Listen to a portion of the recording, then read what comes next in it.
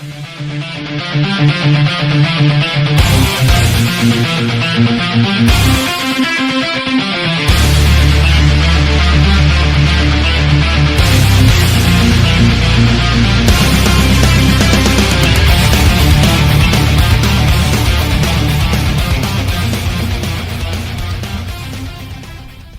part 1 of this series, I talked about the squad column fireteam wedge and the positions of the individuals that make it up.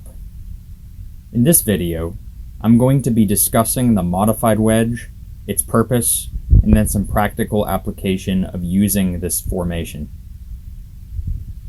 When visibility is limited, or the vegetation is dense enough that the individuals may get separated from the element, as a leader, you will decide how to use the modified wedge formation to ensure you maintain positive control of your element. As can be shown in the graphic, this formation is very similar to the squad column fireteam wedge, only that the individuals have come in closer. Generally, all squad members will want to maintain a spacing of 3 to 5 meters at a 45-degree angle between each other. This is essentially a staggered column.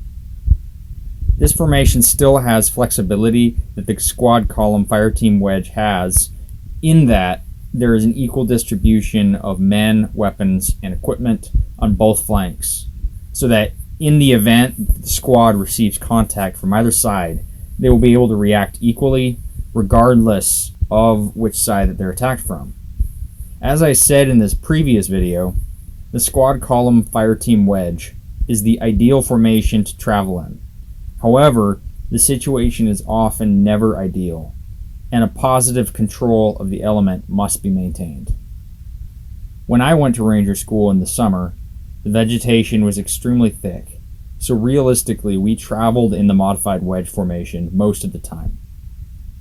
The easiest formation and the natural human tendency when traversing through thick terrain is to default to using a file formation where everyone travels in a straight line.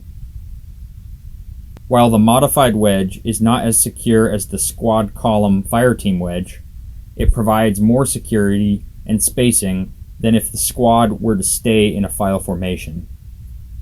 In my opinion, the most important takeaway from these two formations is that in order for them to be effective, the squad must rehearse transitioning from the squad column fireteam wedge to the modified wedge.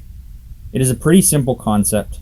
However, all squad members must know their positions and the actions that they must take when directed by their leaders. Everyone must be on the same page about how the squad operates. My recommendation when rehearsing is to start off having all members in their respective position in formation similar to the graphic. This enables everyone to get a visual of where everyone will be. I then recommend rehearsing step drills with hand-arm signals and your communication plans. These will be used to transition from modified wedge back to squad column fireteam wedge. Once all squad members are on the same page, practice walking around in rough terrain and at night under night vision, and transitioning between the two formations.